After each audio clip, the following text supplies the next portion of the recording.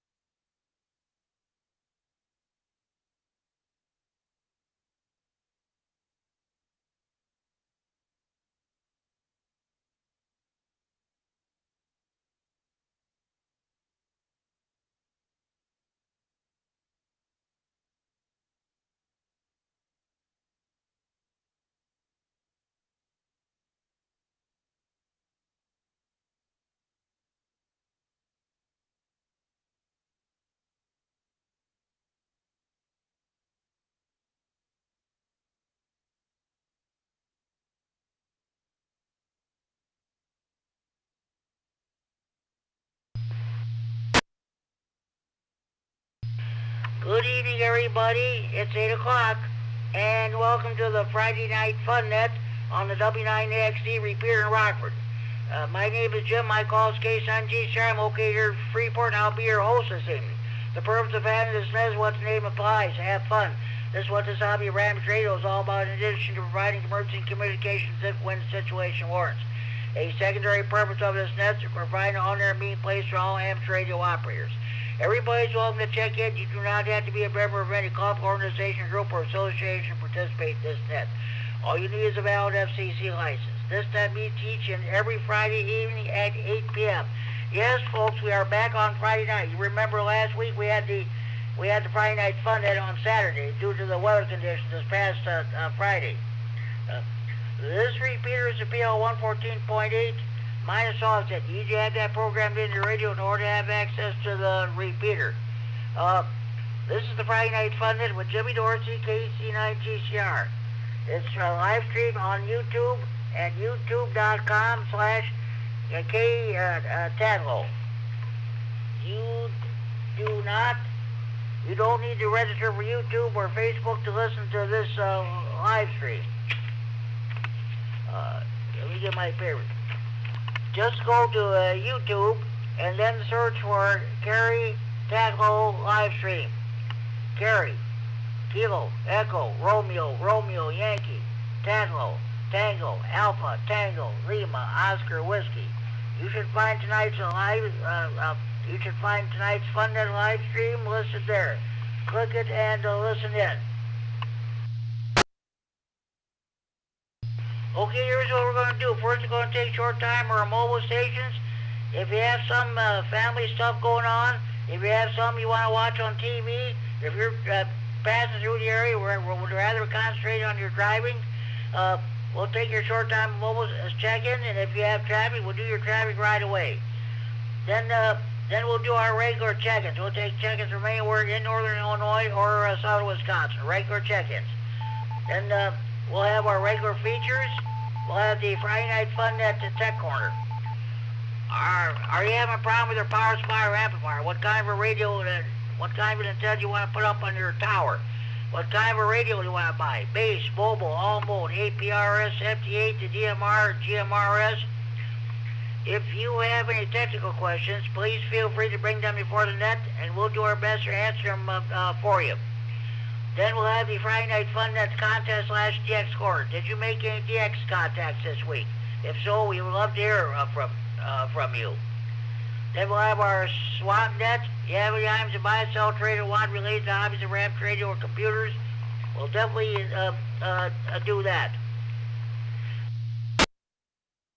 The topic this week, I don't know how many of you plant vegetable gardens or not, but that's what we're going to talk about. Are you having a vegetable garden this year? If you are, what kind of vegetables are you going to be planting? Prices are going up at the grocery store. You're probably better off to go and plant your own vegetables and stuff. You don't have to worry about going to the store. We'll talk about that later. Okay. With all the so-called formalities out of the way, let's get underway. Do we have any short time on mobile stations that like to check in? Please call now. Alpha Charlie 9, Golf Oscar.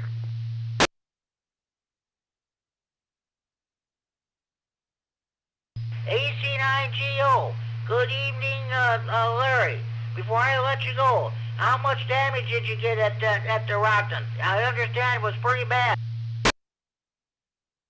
Actually, for the main part of Rockton, I don't think there was any, but the south end, down there in the news section, there was quite a bit of damage down that way.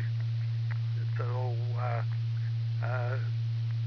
down there where Rockton and Roscoe kind of meet.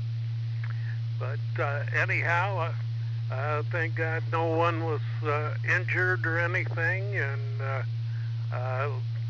let's just hope things stay quiet now for the rest of the year. I think we've had enough watches and warnings already this year. So I guess the place that was really hit the worst was over there in Lena, and hopefully those people will be able to get things together, and our prayers are out for them, that's for sure. So back to Ned, no traffic, Jimmy, just short time, 73, AC9GO. Okay, sounds good. I also put down Verna, I got her checked in too. Tell her that I got the Hamrag magazine for April, came in the mail a couple of days ago. They're very, very nice articles in there. Thank you for checking in there, Larry, AC9GO. Any more short time mobile stations want to check in, please call now. Hey Jimmy, this is Whiskey 9, Whiskey Bravo Bravo, Steve in Rockford, short time, no traffic.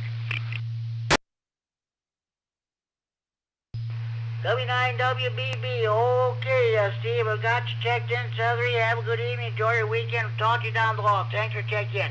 Any more short time mobile stations want to check in, please call now. K9ASH, Dwayne and Winnebago, no traffic, short time.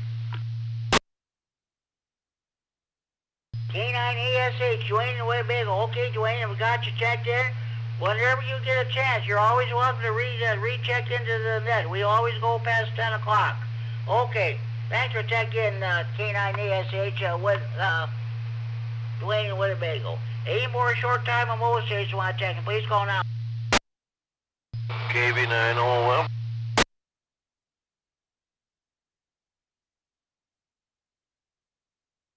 KB9OLF, Ruben in Cedarville. Short time. Okay, Ruben, thanks for checking in. Enjoy your evening and enjoy your weekend. We'll definitely talk to you down the line. Thanks for checking in. Okay, any more short time mobile stations you want to check in, please call now.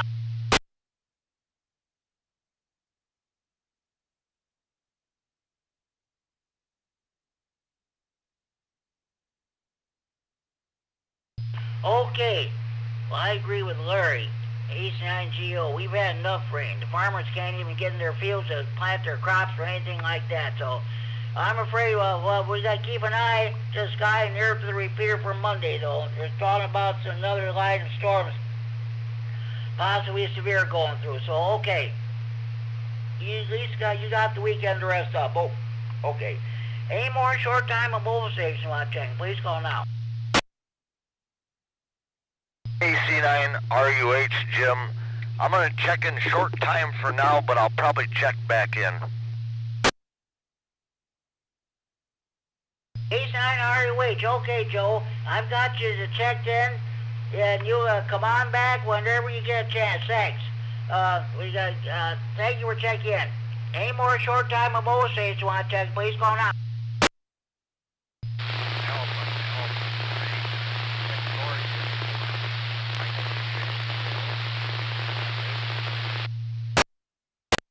Oh, that sounds like a familiar voice. Mike in Wisconsin, or whatever, is that you? You might want to increase your power. I only called the Alpha 9. Increase your power and come back to your call, please. Getting out there very well. Hope you can hear me. Listen, you might want to increase your power and come back. I'm just barely able to copy you. Come on back, please.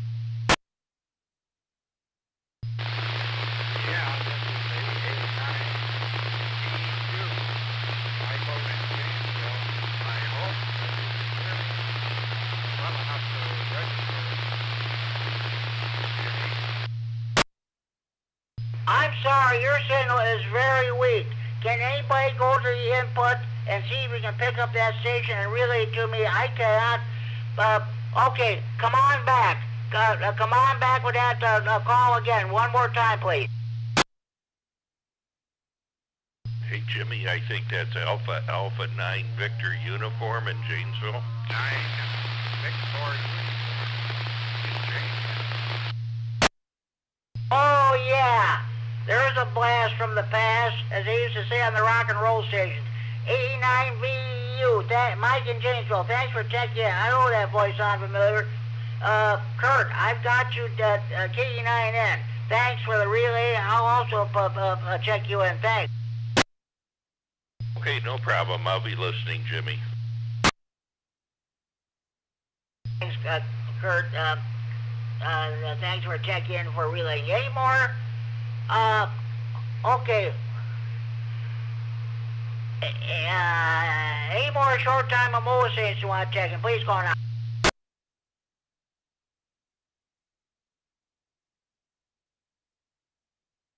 Okay, let's see. 1, 2, 3, 4, 5, 6, 7. 7 short-time stations, and Kurt, you'll check in later on. All right, let's go with general check-ins. We already got Kurt down as a general check-in. Any general check-ins for Friday Night Fun Net? Please go on out. 89 YBG, Dale.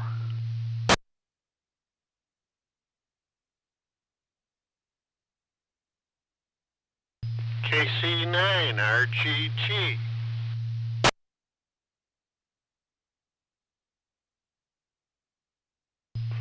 Okay, got 2 stations checking. KD9 YBG, Dale and Robert has got you checked in. I'll get back to you a few minutes around two. Thanks for checking in. And KC9 RGG, Norm, in Orfordville, Wisconsin. I got you checked in, Norm. Thanks for checking in. I'll get back to you a few minutes around table. Are there any more general check-ins for the Friday Night Fun Net? Please go on out.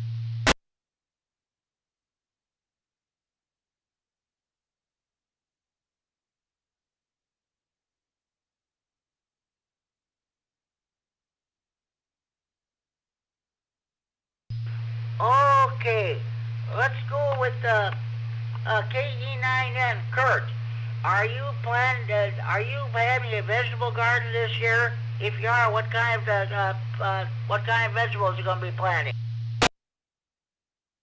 No, we're not going to this year. Normally, we would do things like that. My wife generally would do stuff like that and have a garden.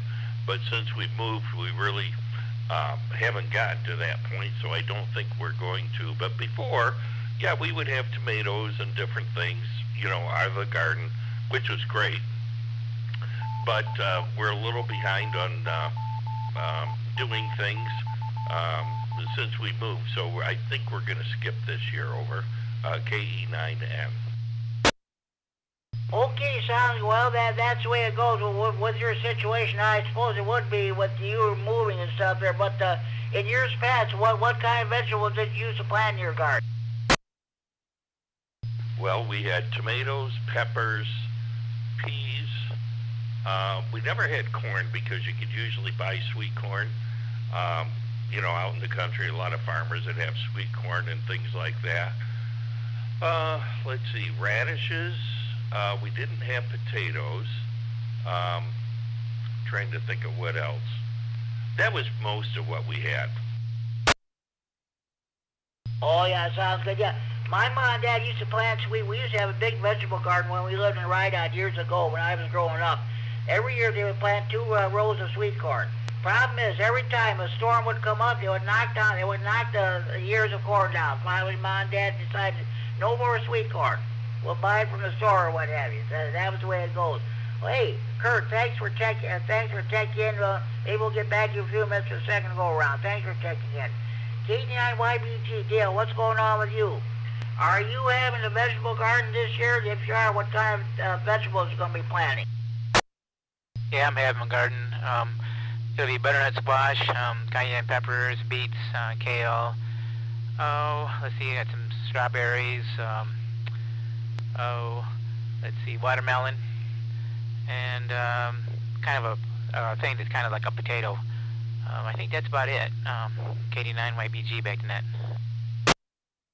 Okay, sounds good, Dale. Hey, thanks for checking in.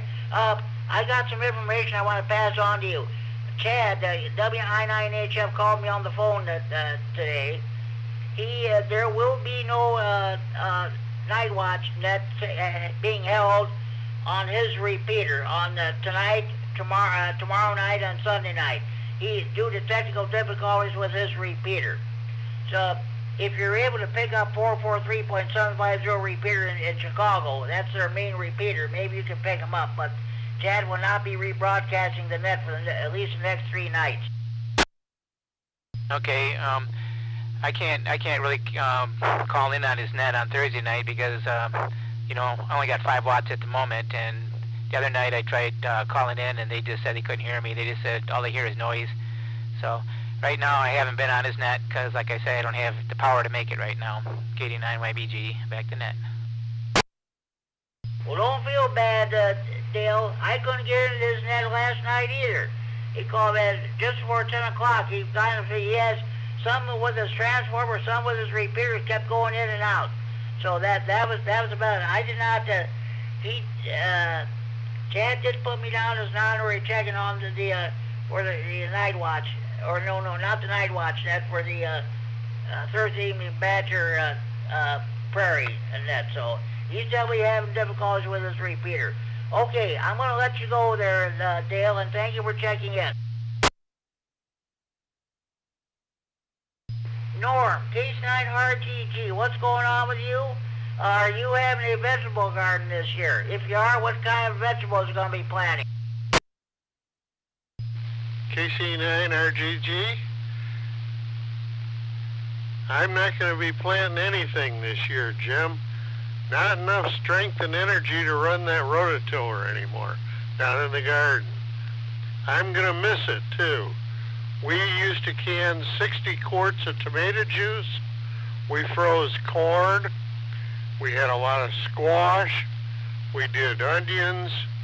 We did everything. But those days are over with. You know, age gets up to you after a while. Boy, ain't that the truth? Yeah, I hear you. That's too bad. Oh well, I figured in years past you being living up on the rural area. I figured you probably had some kind of garden. Oh well, that's too bad. Well, better luck next year.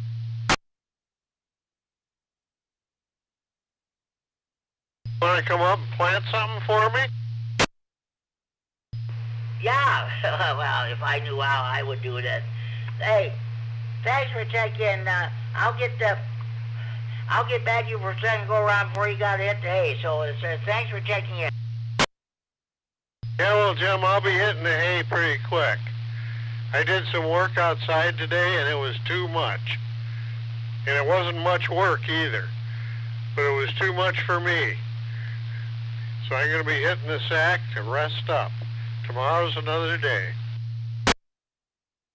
Okay, sounds good. Well, I'll tell you what. I'll just go ahead and let you go. Say 7-3. Before I do, how much did you get any damage up in your neck of the woods there last Friday with the storm? We had a lot of erosion out here in the farm field. There's some pretty good-sized ditches out there. The water was just pouring through the property. Oh, I tell you what, Rock County really got bad from what I was listening on the news. That's a sad situation. Okay, Norm, 7-3, thank you for checking the Friday Night Fun Net. Have a good day tomorrow. We'll talk to you next Friday night. Hey, have a good net, Jim. KC9GCR, this is KC9RGG. Thanks for checking in, Norm. Okay, that concludes my list. Do we have any more stations I'd like to check in the Friday Night Fun at this time? Please call now.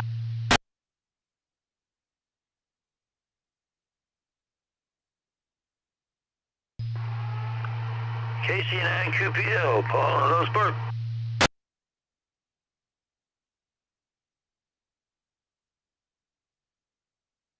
KC9QPL, Paul and Lotus Park. Okay, Paul, I've got you checked in. Are you planning on having a vegetable garden this year? If you are, what kind of vegetables are you going to be planting? Well, yeah, I guess we usually plant tomatoes and cucumbers and radishes and I can't think of any more. Yeah, we'll say 73 and be clear. Okay, Paul. Thank you for checking the Friday Night Fun Net. Enjoy your evening, enjoy your weekend. We'll definitely catch you on the nets next week. Thanks for checking in. Any more stations wishing to check in, please call now. Kilo Bravo 9 OTC. Ed.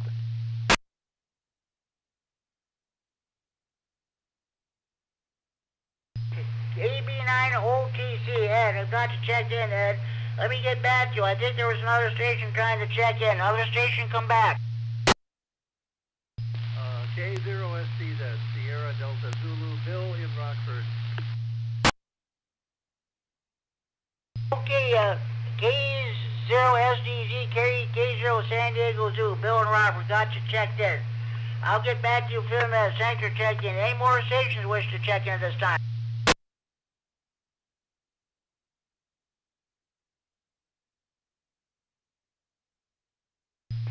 Okay, KB9OTC, Ed. We're talking about vegetable gardens. I don't know if you plant any vegetable gardens or not, but I'm kind of wondering, if you do, are you planning on having one this year, and what kind of vegetables are you going to be planting? No, I'm not planning to do any garden. I haven't done one. I just don't have the time for it because I'm busy with work and all that type of stuff. But no, I'm not going to be planting a garden. This is KB9OTC, back to net control. Okay, Ed, sounds good. Thank you for checking in. We'll get back to you in a few minutes for a second go around. Sounds good. K0SDZ, Bill and Robert, what's going on with you? Are you going to have a vegetable garden this year? If you are, what kind of vegetables will be planting? Negative, not this year. We might, we're still just kind of getting settled from moving. Back in Minnesota, we sometimes had rhubarb and tomatoes and watermelons, different things at different times. Had a big vegetable garden back in the 70s in River Falls, Wisconsin. We lived there for a few years. But nothing here now. No veggies. Just have to buy them at the store. Yeah, I understand, yeah. But like I said earlier, when at the start of that, I said the prices are going to be going up, but probably on the vegetable. That's why I said anybody who knows how to plant a vegetable garden, maybe better start planting your own vegetables. You don't have to worry about going to the store. I understand there, Bill. Hey, thanks for checking in. We'll get back to you in a few minutes for a second go around. Thank you very much. Thanks for doing the net, Jimmy. K0STZ. Yes, you're welcome, Bill. It sure is good to be back on Friday night. Okay, sounds good. Any more stations wishing to check in the Friday night fun net? Please call now.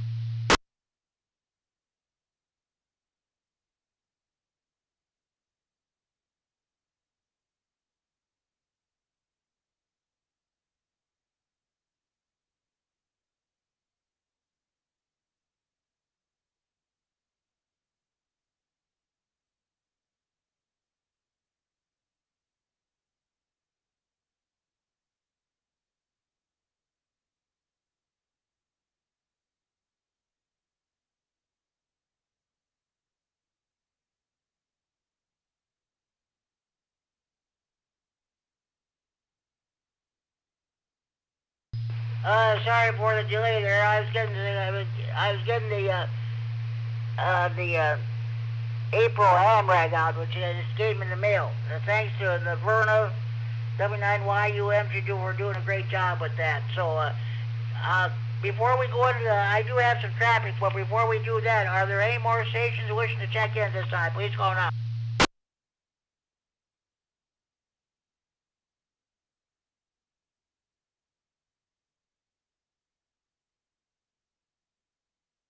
Okay, I'll go ahead with my traffic there. Next Thursday, just a minute, before I do that. This coming Tuesday, April 28th, the National Weather Service in Milwaukee, Sullivan, is going to be having an in-person weather spotter class Tuesday afternoon from 1 p.m. to 3 p.m. It'll take place at the Greene County Justice Center in Monroe, Wisconsin. That's their new courthouse. It's on Route 59. It's next to the Greene County Sheriff's Office and Jail. It'll be again the National Weather Service Milwaukee Sullivan will be holding an in-person weather spotter class on this coming Tuesday, April 28th, between the hours of 1 p.m. and 2 p.m. and 1 p.m. and 3 p.m. 1 p.m. 3 p.m. at the Greene County Justice Center on Highway 59 next to Greene County Sheriff's Office and Jail in Monroe, Wisconsin. Next Thursday, there will not, I repeat, there will not be a Winnebago County Skywarn training that next Thursday. Instead, they're going to be conducting a county-wide severe weather training exercise on Thursday, April 30th, 2026 at 7 p.m. utilizing both amateur radio and GMRS communication systems. This coordinated exercise will simulate a developing severe weather event across Winnebago County and is designed to strengthen communications, improve reporting accuracy, and enhance overall preparedness among volunteer weather spotters and radio operators.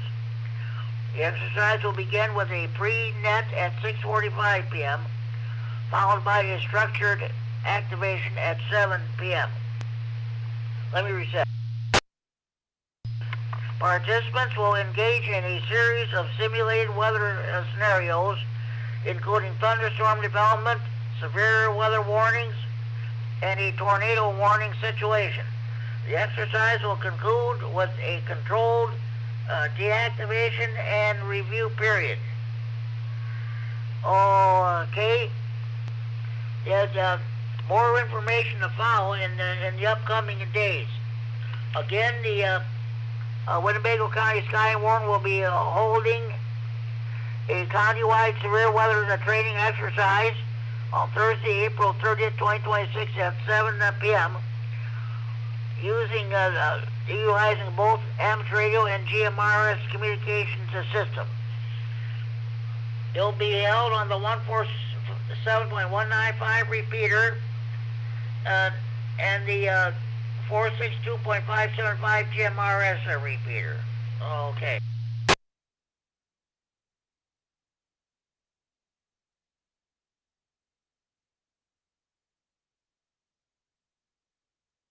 Now we'll go to our usual traffic here. Weekly for Friday morning breakfast.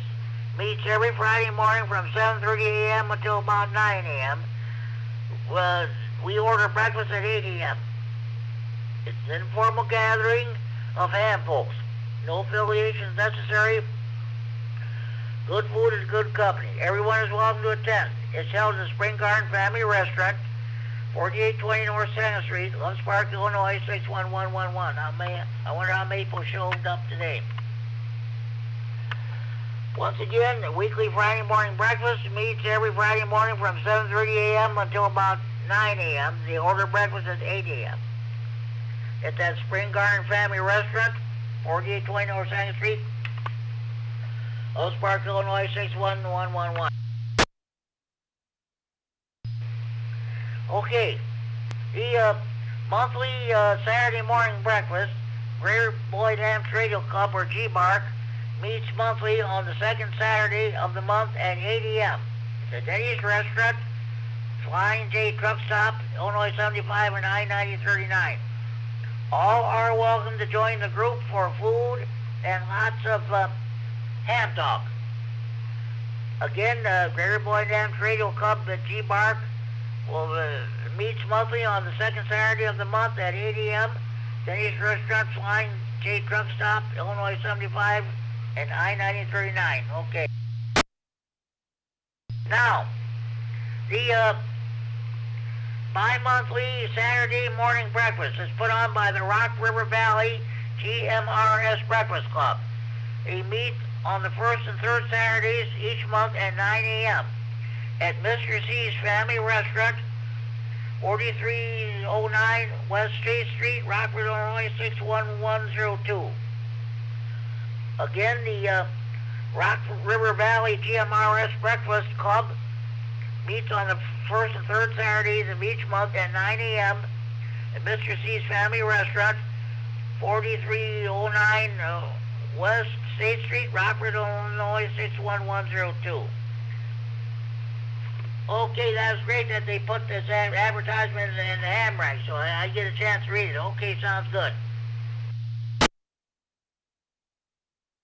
Okay, Are there any more stations wishing to check in the Friday Night Fun at this time? You're just coming home with your Friday night fish fry, steak fry, or grocery shopping, or the show. If you just turn the radio on, or you've been copying the mail for the last exactly half hour, well, for the last 30 minutes, it's your chance to check in the Friday Night Fun net from everywhere in the region. Without traffic, please call K-Sign GCR.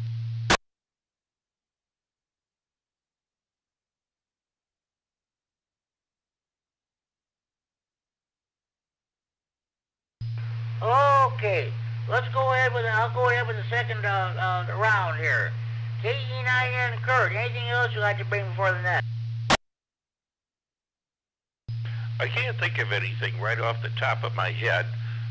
It looks like we're going to have a pretty busy, I'm going to say spring, with that transformer build that they're talking about. For an end-fed half-wave antenna, they got quite a few people signed up for that. And, you know, pretty much as soon as that's done, we got field day coming up.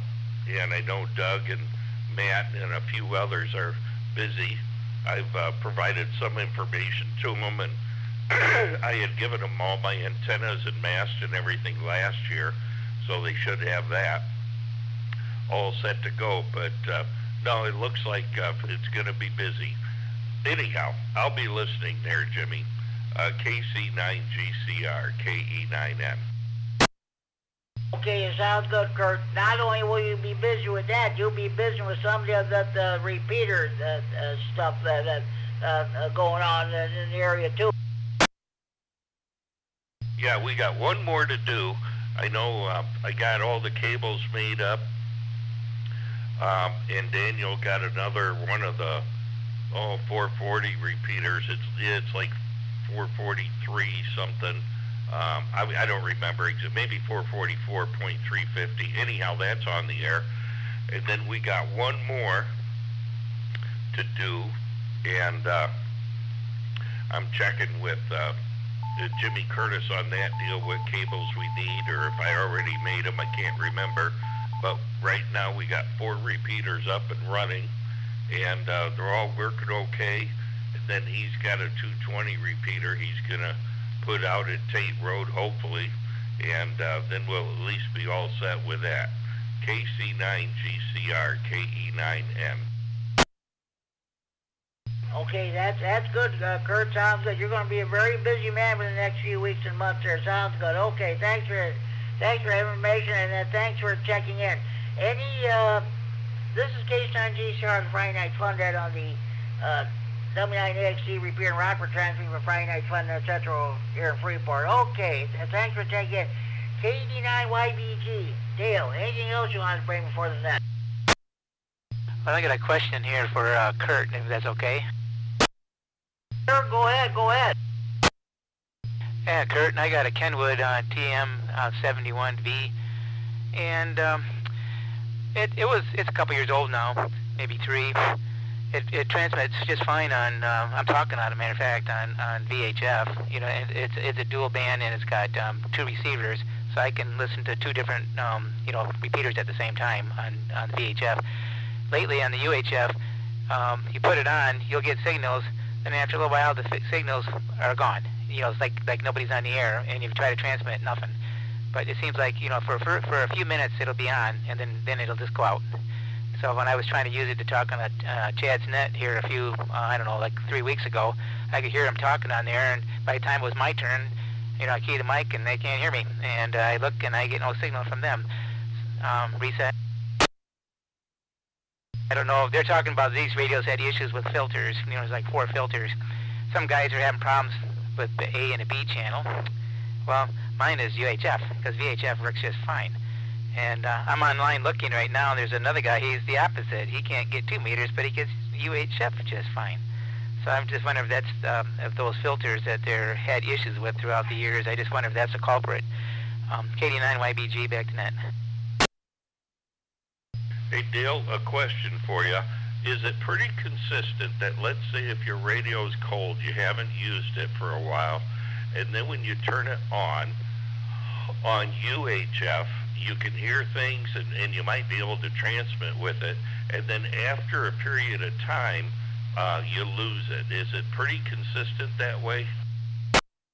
That's exactly what it does. Okay. I would tend to think, the first thing I always think about, not knowing your radio per se, but I always think it's a heat issue. Something gets a little warm, and there could be a circuit board trace, maybe, that as the board warms up or an area warms up, and then it tends to bow out or in, and if there would be a broken trace, I would think maybe that could be it. Usually what I end up doing, and again, you know, if I could work on it, I would. My hands aren't steady enough now.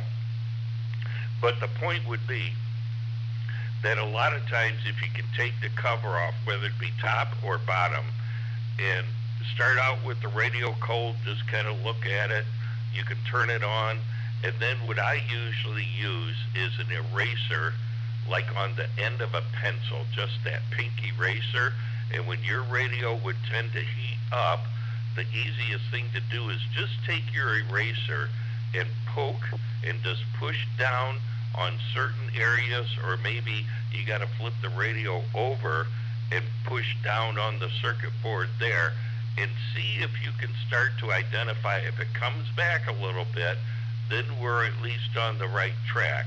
And maybe you push a little bit less and a little bit less, and you can kind of really get down to that spot and see what's happening. Or it could be, and a lot of times it can just be not a very good solder joint, and over a period of time you get this very, very small corrosion ring around where like the lead would go through, and they go to solder it. It's really hard to see, but I've seen that a lot, and where the solder just didn't connect to the pin well, and over a period of time it gets some corrosion. Let me let the repeater reset. Okay, so that's a lot of times what you can kind of do, but just use like a non-metallic object. I just use an eraser on the end of the pencil. It's the easiest thing to do. But if you can kind of narrow it down or push a little bit here, and of course you got to be a little careful, but you push a little here and there, and all of a sudden if it'll spring to life, and then when you quit pushing, you know, it goes dead again. That's what I would kind of look for. Another thing that people have done a lot of times is they use, and I wouldn't necessarily suggest this right off the bat, but they'll use like some freeze mist stuff, and you spray it on, and it's cold, and if something was heating up, then all of a sudden it cools down and it makes contact again. But I would kind of think maybe you just got a bad solder joint, and it's really hard to see by eye, sort of, but a lot of times there's just a very small corrosion ring around there, and the best way to fix it is, well, ideally you'd want to desolder it and start over. But if you can't do that and you got some flux, put some flux on there and some decent solder with lead in it, and try to resolder it. But that would at least maybe get you going and at least eliminate some things and get them out of the way. Yeah, I noticed when I turn it on, I can hear the net control talk for a few minutes, and then after a while he starts getting a little more scratchier and scratchier, and then he kind of like fades out, you know. Or if I try to sit there and transmit, then I can keep my mic, and I have zero output coming on, and I get zero signal from the repeater. It's just like you turn the thing off, and you know, it repeats that cycle. But it's funny, on 2 meter, flawless, you know, just no problem. I can put on 50 watts and whatever I want, and nothing phases 2 meter. It's just all on the UHF end. So I'll have to look into it. Thanks for your help there. KD9YBG, back to net. Well, Dale, one thing about that then is, and I don't know if you even have a book or a schematic, and sometimes those schematics are pretty hard to follow, but one thing it definitely is doing is it's affecting the UHF side, not the VHF side. So, and again, it could be a solder joint, very small, where there is maybe a filter. We know the signal is not getting to the oscillator from the antenna on UHF. There's a problem in that chain from, again, where it comes in, and then you have a UHF, let's say, filter that lets it go through, and then that's supposed to end up going eventually to your receiver and, of course, transmitter. But apparently there's a link missing in that chain, and that's what you're chasing down a bit. Anyhow, that's my 2 cents worth. I don't know if it's worth much, but that would be my thinking of how to sort of diagnose it. Anyhow, I'll turn it back to you. You can turn it to Jimmy. Okay, I've been doing, for the last hour and a half, I've been reading a lot of little forums about that radio through the years. Like, guys had this problem for 10 years ago, and I guess there's other radios too. And they were saying that the Kenwood didn't do a very good job of sealing their filters, and they get, as time goes by, they get moisture in them, you know, and then they kind of corrode a little bit inside. And a lot of guys were saying that the radio is deaf, and that's what mine would be. You know, it's deaf on the UHF, and you know they're complaining about that. And after they solder in their 4 new filters, then everything comes back to life again. You know, it could be a combination of, I don't know, it could be that, it could be the other, but I guess Kenwood had quite a few radios with issues with filters that were causing issues. So I was just wondering if it could be a filters causing the UHF filter, you know, the lack of it working on UHF because the filters are maybe bad. They say, you know, you can take the cover off and you can look and you can kind of see like little salt deposits around the filter. I haven't done that yet, so I'll have to look into it a little bit, but I got something to go on. KD9 YBG, back to you, Jimmy. Okay, hey, now this is great. That's you ask a question, you get it answered. This is not even the Friday Night Fun Net Tech Corner, but this is great. Anybody please feel free to ask any questions, and like I said, somebody should be able to answer your question for you. That's what's great about this net. There's several different nets in one. That's the way I call it. Okay, Dale and Kurt, thank you for checking in. All right, let's see, where am I say? That's right, KC9RGG, Norman's already checked out, he's already hit the hay. KC9QPL, Paul, are you still with us or did you check out? Sorry about leaving you hanging.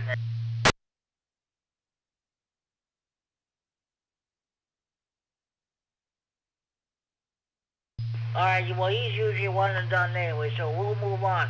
KB9OTC, Ed, are you still with us? Anything else you'd like to bring before the net? Yes, I want to say, or give a big applause for the Skywarn people last Friday. They did an excellent job. They helped me stay safe. I was really happy to work with them. I'm glad to actually hear for lack of a better word, a real emergency instead of a tested type of emergency. And I would like to get in with the Skywarn people. I just got to find the time to take a class there. But otherwise, I just want to thank them. They really helped out a lot. This is KB9OTC. Okay, they have an in-person, now let's see. I'm trying to think.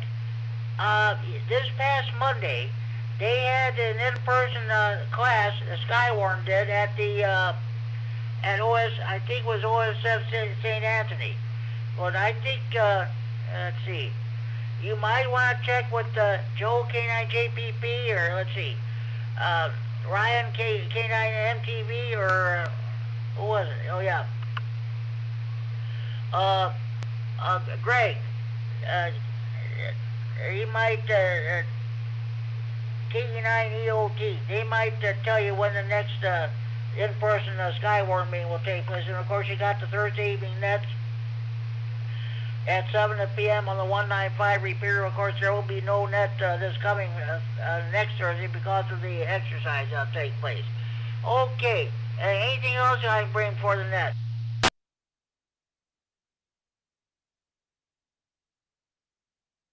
For myself, really nothing. I'm going to be checking out in just a moment. I'm pretty tired. I've already contacted by email. So they got the the list there. I just got to find the time to do it when I'm not working. All right, so anyway, 73, this is KB90TC. Thank you so much. You're welcome, Ben. Thank you for checking the Friday Night Fun Net. Enjoy your evening. Enjoy your weekend. We meet every Friday evening at 8 p.m. with this repeater. Of course, well, last week we met on Saturday because of the situation with the weather, so we couldn't meet on Friday. So, okay. Thanks for taking it. Bill, K0SDZ, are you still with us? Anything else you want to bring before the net? Well, yes and no. Yes, I am still with you, and no, I have nothing else to bring before the net. Jimmy, back to you, K0SDZ. You're welcome, Bill. Hey, you're always free to stick around, listen. You want to jump again, that's fine. Thanks for checking in. Do we have any more stations who would like to check in the Friday Night Fun Net this time? Please call now.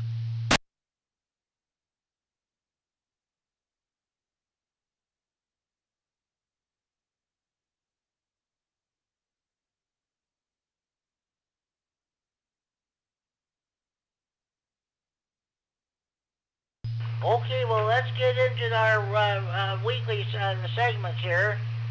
Well, I think we already had the Friday Night Fun Net, the Tech Corner, but that was great. Dale asking and Kurt a question. This is what it's all about. You can do it anytime during the net. That's this is not a formal net. We are an informal net. So okay, this is the Friday Night Fun Net. The Friday Night Fun Net. This is the Tech Corner, Friday Night Fun Net Tech Corner. Are you having a problem with your power supply or amplifier? What kind of an antenna do you want to put up on your tower? What kind of a radio do you want to buy? Base, mobile, all mode, APRS, FT8, DMR, GMRS. If you have any technical questions you'd like to bring for the net, please feel free to do so. Does anybody have any technical questions they'd like to bring for the net this time?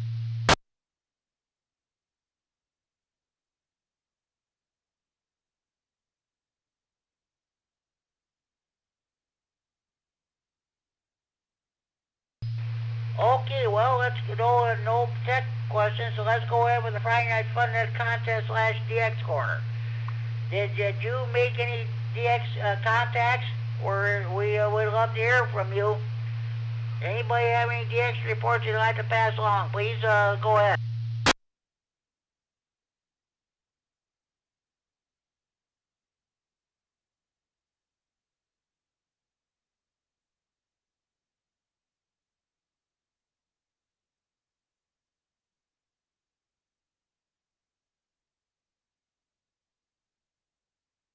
Well, I guess nobody had any DX reports. I'll tell you what, I know that Mark, K9COB made quite a few DX reports this week, but of course he's not with us. He's got something else going on. So, okay, just a minute. Hold on here. Let's go ahead with the swap net. All items bought, sold, or traded must be related to objects, ramps, radio, or computers. All items bought, sold, or traded must be the property of or in possession of the person who wants to get rid of the stuff. It may mention price over the air, but any haggling should take place either in person or over the telephone. Also, no commercial business of any kind is allowed. Does anybody have any swap net traffic they'd like to pass along at this time?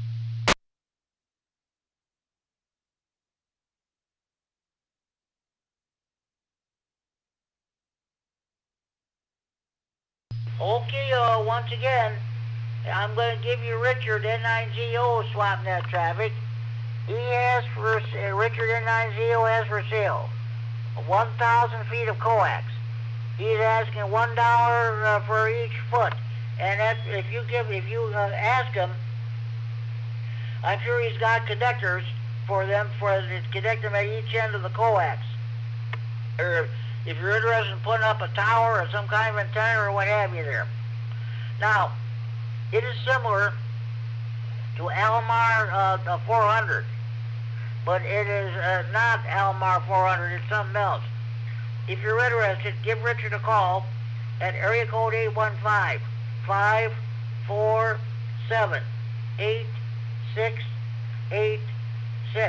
Area code 815-547-8686. If you're interested, and Richard has 1,000 feet of coax. He's asking $1 for each foot. And give him a call and ask him about having some connectors installed on them that too. So, okay. Also, Richard has 5 more tickets left for the Sandwich Ham Fest, the DeKalb Ham Fest, which takes place a week from this coming Sunday. Give him a call, area code 815-547-8686 if you want any of those tickets. Okay.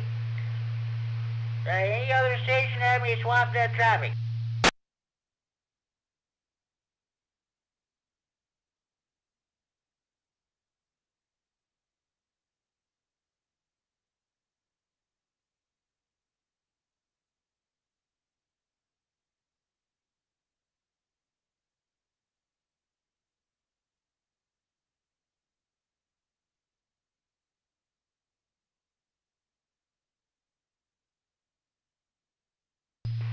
Okay, let me get all my papers put away here.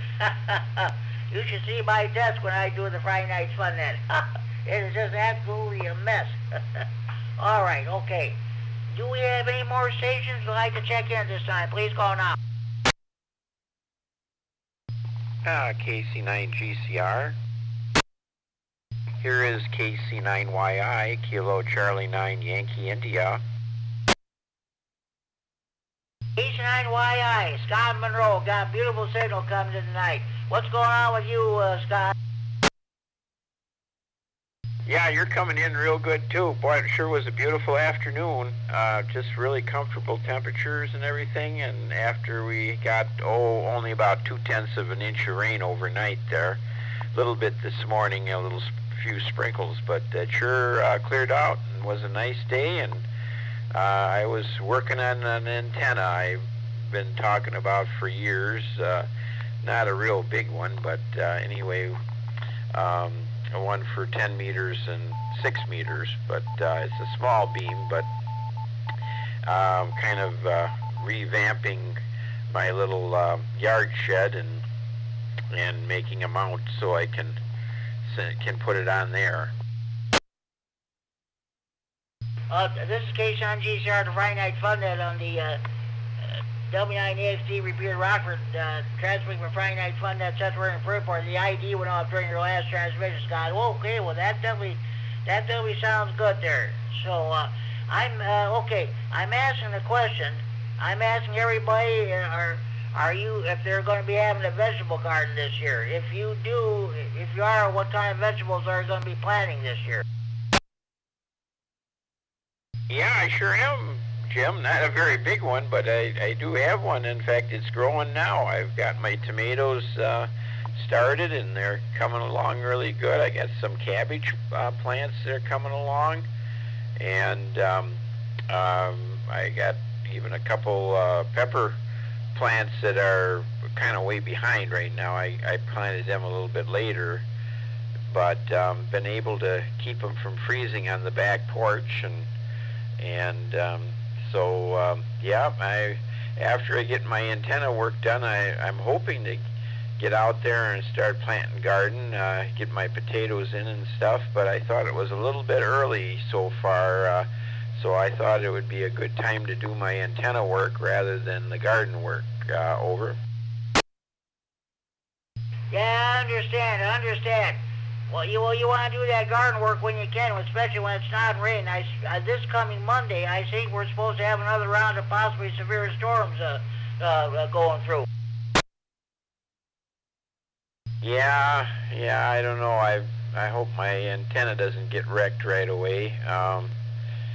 But oh well. Boy, that hail really caused a lot of people some severe damage. I guess there's worse things than getting your antennas knocked over, but with all the hail on roofs and siding, and you see terrible pictures on the Weather Channel.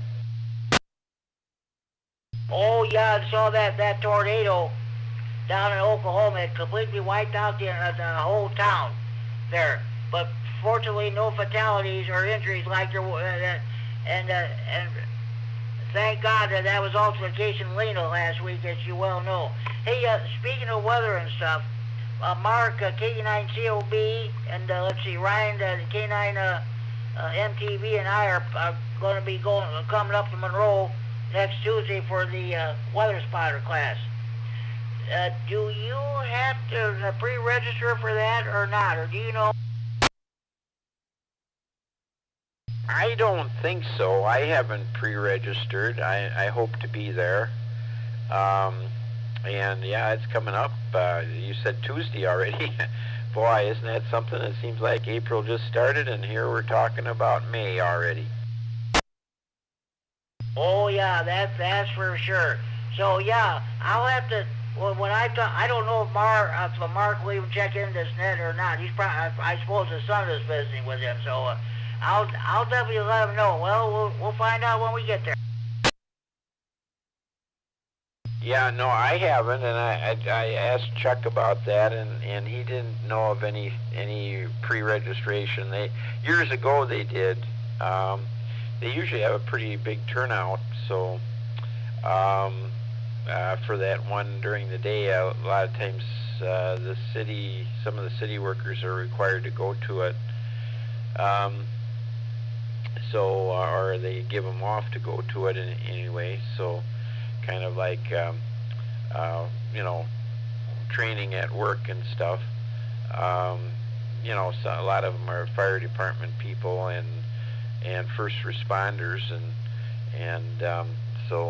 anyway, I'm trying to think. I thought I went last year. Not sure now, but I try to get to them when I can. So anyway, we'll turn it back to you there, Jim, and have a good rest of the net there, and we'll talk to you later. KC9GCR, this is KC9YI. Okay, you have a good evening too, Scott. Yeah, you're checking number 16. That's for sure. Also, Chad, W99HF is going to send me he's got a weather radio he's not using. He's going to ship it to me by UPS. I should get it on Wednesday. He called me on the phone today. That's programmed to receive that Janesville weather station. So he's also got programmed to receive every watches or warnings for Green, Rock, Dane, or Walworth, or maybe Winnebago or Simpson County. So I'll have 3 weather radios. I'll have one to listen to our Freeport weather station, the other one to listen to the Rockford weather station, the other one to listen to the Janesville weather station. So I'll get weather reports from 3 different National Weather Service offices. Oh, that's great. Yeah, that sounds really good. Maybe you'll win the door prize too, and then you'll have 4 of them. Oh, we'll see what happens. Thanks. Okay, Scott. Hey, thanks for checking the Friday Night Fun Net. Enjoy your weekend. We'll catch you on the Green County Aries Nets come Sunday night. Real good, Jim. This is KC9YI. Okay, any more stations wishing to check in the Friday Night Fun Net this time, please call now.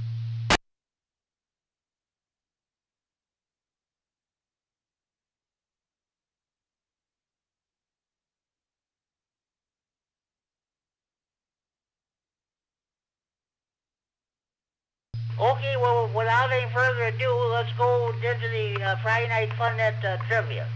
This is for the benefit of those people who are studying for their first ham radio licenses. We have a lot of people who listen to this net and various other nets on their scanners.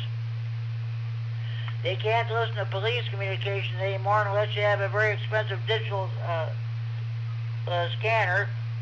Of course, you can still monitor fire and EMS communications on the analog VHF high bands. Okay. Well, let's see, we got an online VE testing session. The next VE testing session here at Freeport will take place on Saturday, June the 6th at 12:30 p.m. More information to follow later. Okay. let me reset.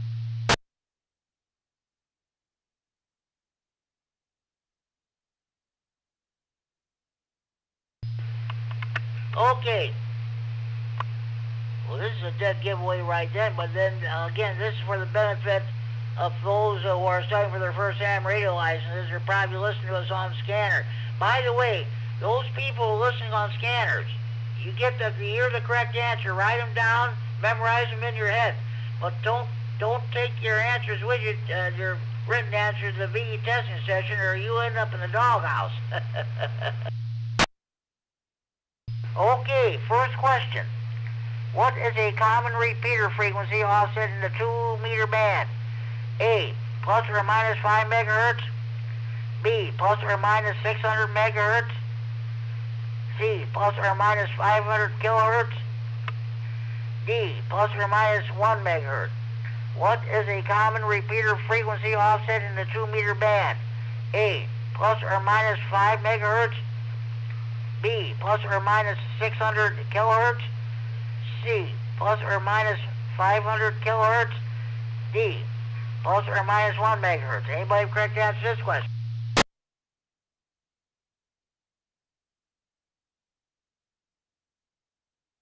KE9N. Go ahead, Kurt. I think it's B. It's plus or minus 600 kilohertz. You are correct, Kurt. You are correct. What is a common repeater frequency offset in a 2-meter band? Correct answer is B, Bravo, plus or minus 600 kilohertz. Then ham radio license manual, page 6-11. Find another one here. Okay. What property of a radio wave defines its polarization?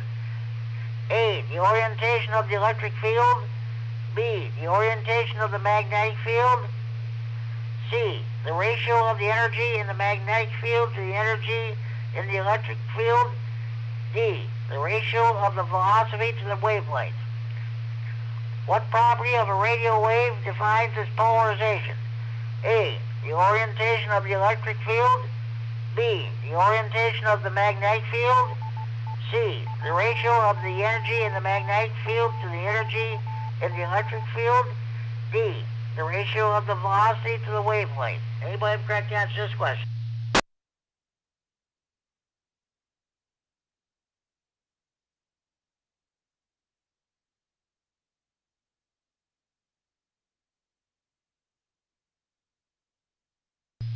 Okay, what property of a radio wave defines its polarization? The correct answer is A, alpha, the orientation of the electric field.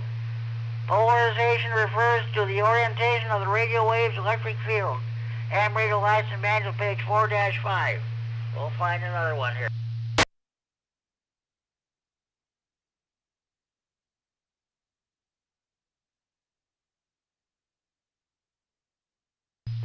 Okay. What does the scanning function of an FM transceiver do? A, checks incoming signal deviation.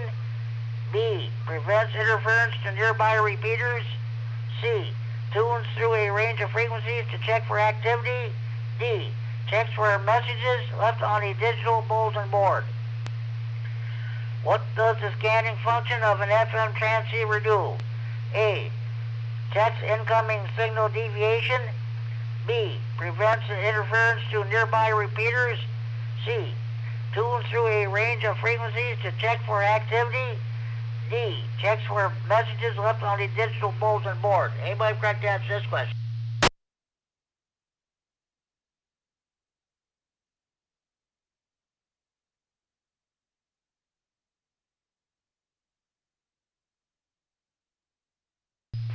Okay, what does the scanning function of an FM transceiver do? Correct answer is C, Charlie.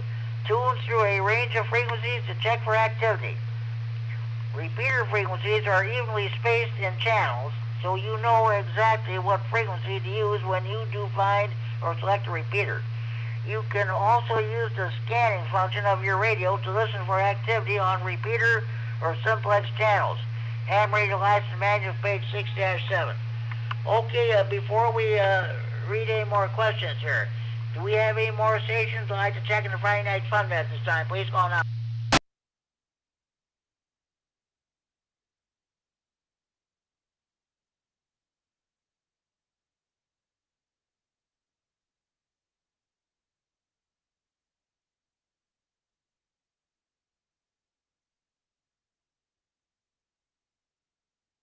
Okay, which is equal to 1 kilovolt? A, 1/1000th of a volt. B, 100 volts.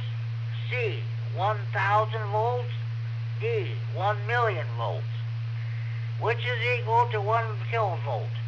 A, 1/1000th of a volt. B, 100 volts. C, 1,000 volts. D, 1,000,000 volts. Anybody have a correct answer to this question?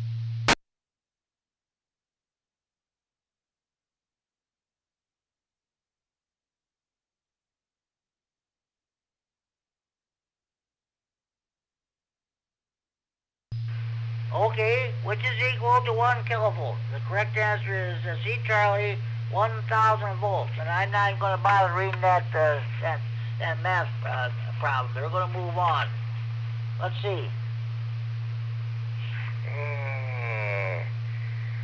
I'm trying to avoid reading the same questions that I read last week or something. After a while, that gets kind of old. So that's the situation. All right. Boy. What? Okay. What type of circuit controls the amount of voltage from a power supply? A, regulator. B, oscillator. C, filter. D, phased inverter. What type of circuit controls the amount of voltage from a power supply? A, regulator. B, oscillator. C, filter. D, phase inverter. Anybody have a correct answer to this question? KE9N. Go ahead, Kurt. It's a regulator. I think that was A. You are correct, Kurt. You are correct. What type of circuit controls the amount of voltage from a power supply? The correct answer is A, alpha regulator. You are right, Kurt. A regulated supply uses a regulator circuit to minimize the amount of voltage change at different current levels. Sam Reed License Manual, page 516. We'll find another one.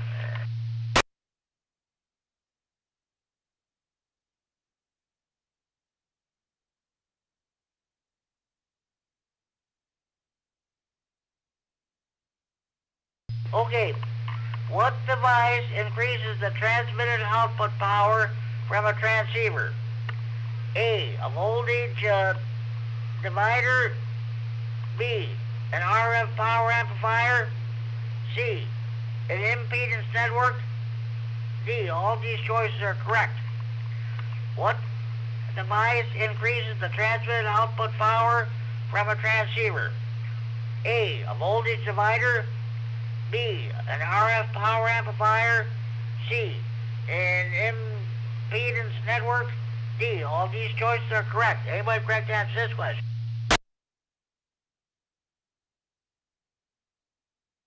KE9N. Go ahead, Kurt.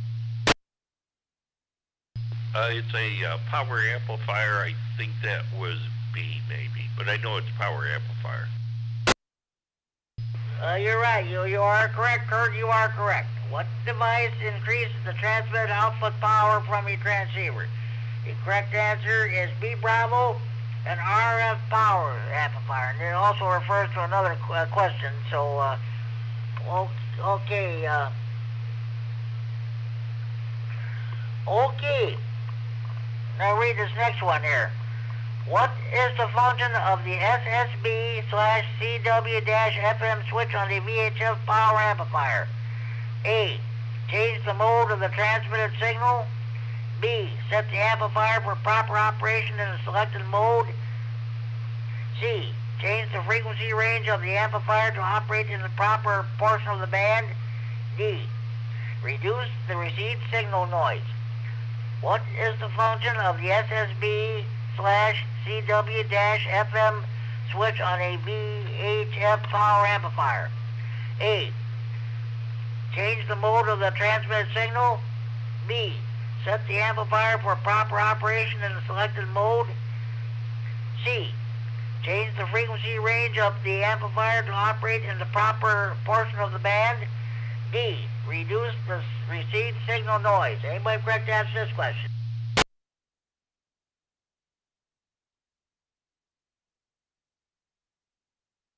How about, I think it was B.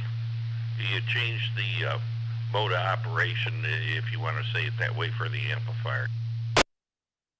You are right. You're right, Kurt. You are correct. What is the function of the SSB/CW-FM switch on a VHF power amplifier? Correct answer is B, Bravo. Set the amplifier for proper operation in the selected mode. An RF power amplifier is used to increase the output power from low power handheld transceivers and medium powered base or mobile rigs. Commercial amplifiers that use on VHF can be used with SSB, FM, or CW signals, but need to be set to the right mode to operate properly.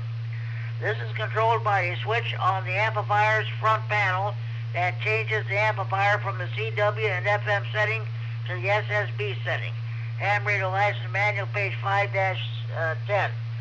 Okay, let's see if we have any more stations I'd like to check in the Friday Night Fun Net. Please go on.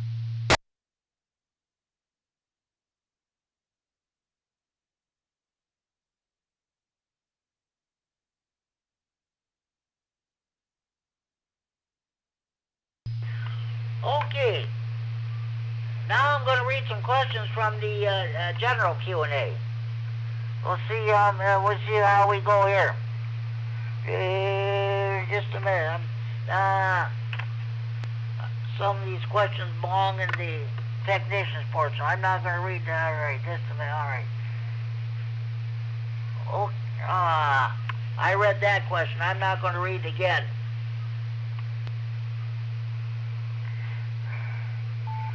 Okay. When selecting an SSB transmitting frequency, what minimum separation should be used to minimize interference to stations on adjacent frequencies? A. 5 Hertz to 50 Hertz. B. 150 Hertz to 500 Hertz. C. 2 kilohertz to 3 kilohertz. D. Approximately 6 kilohertz. When selecting an SSB transmitting frequency, what minimum separation should be used to minimize interference to stations on adjacent frequencies? A. 5 Hertz to 50 Hertz. B. 150 Hertz to 500 Hertz. C. 2 kilohertz to 3 kilohertz. D. Approximately 6 kilohertz. Anybody have correct answer to this question?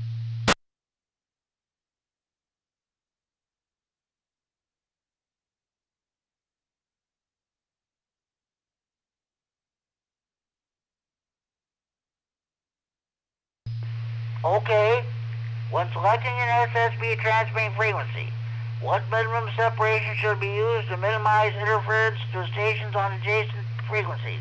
The correct answer is C, Charlie, 2 kilohertz to 3 kilohertz.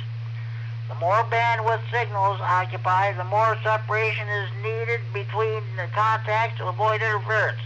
Single sideband or SSB signals use considerably more bandwidth than CW and therefore need much more separation between contacts. Under normal circumstances, you will need approximately 3 kilohertz of separation from another contact to avoid causing interference. General Class License Manual, page 2-1.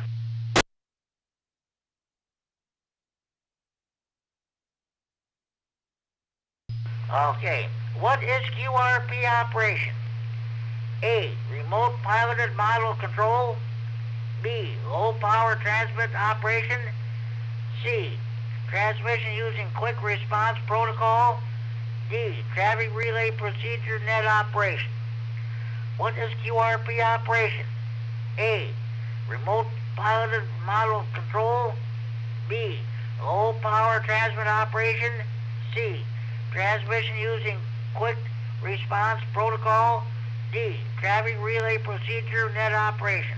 Anybody have correct to answer this question? KE9N. Go ahead, Kurt. It's low power operation, typically 5 watts or less. You are correct, Kurt. You are correct. What is QRP operation? The correct answer is B, Bravo. Low power transmit operation. QRP is a Q signal. That means lower your transmitter power. Many amateurs enjoy using low power levels for the challenge, the relative simplicity of the equipment, and sometimes reduce interference. The generally accepted level for QRP power is 5 watts of transmitter power on CW and 10 watts PEP output on phone. General Class License Manual, page 3-15. Okay, do we have any more stations who wish to check in the Friday Night Fun Net this time? Please go now.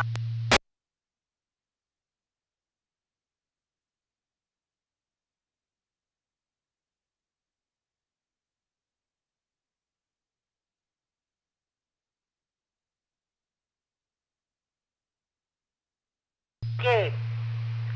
Approximately how long does it take the increased ultraviolet and X-ray radiation from a solar flare to affect radio propagation on Earth? A. 28 days. B. 1 to 2 hours. C. 8 minutes. D. 20 to 40 hours. Approximately how long does it take the increased ultraviolet and X-ray radiation from a solar flare to affect radio propagation on Earth? A. 28 days. B. 1 to 2 hours. C. 8 minutes. D. 20 to 40 hours. Anybody have a correct answer to this question? 9YBG, I gotta guess, I would say 20 to 40 hours because the speed of light is the 8-minute one. I don't think it's that one. I don't think it takes 28 days, but I could be wrong. 89YBG. Well, Dale, I'll tell you what. Sorry to have to tell you this, but you are wrong. But hey, now this is all in fun. Don't worry about it. Anybody, thanks for trying. Anybody else want to give it a shot?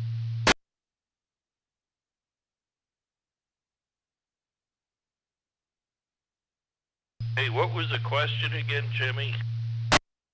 Okay, I'll read it again here. Approximately, how long does it take the increased ultraviolet... I'll read this again. Approximately, how long does it take the increased ultraviolet and X-ray radiation from a solar flare to affect radio propagation on Earth? A. 28 days. B. 1 to 2 hours. C. 8 minutes. D. 20 to 40 hours. I'm going to say D as in dog. Well, I'll tell you what, Kurt. Sorry, that's not correct.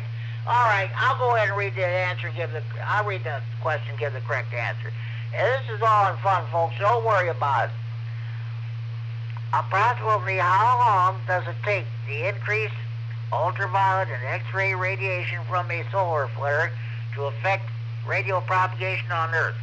The correct answer is C, Charlie. 8 minutes. Ultraviolet and X-ray radiation from the sun travels at the speed of light, reaching the Earth in about 8 minutes. In the General Class License Manual, page 8-9. All right. Hey, it doesn't hurt to get one question wrong once in a while. Don't worry about it. Okay. Why are HF scatter signals in the skip zone usually weak? A. Only a small part of the signal energy is scattered into the skip zone. B. Signals are scattered from the magnetosphere, which is not a good reflector. C. Propagation is via ground waves, which absorb most of the signal energy. D. Propagation is via ducts in the F region, which absorb most of the energy. Why are HF scatter signals in the skip zone usually weak? A. Only a small part of the signal energy is scattered into the skip zone. B. Signals are scattered from the magnetosphere, which is not a good reflector. C. Propagation is via ground waves, which absorb most of the signal energy. D. Propagation is via ducts in the NDF region, which absorb most of the energy. Anybody have a correct answer to this question?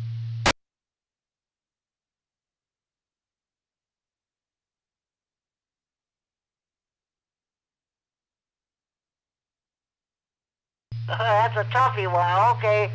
Why are HF scatter signals in the skip zone usually weak? The correct answer is A alpha. Only a small part of the signal energy is scattered into the skip zone. It refers to a general class license manual, page 8-12. We'll find another one here.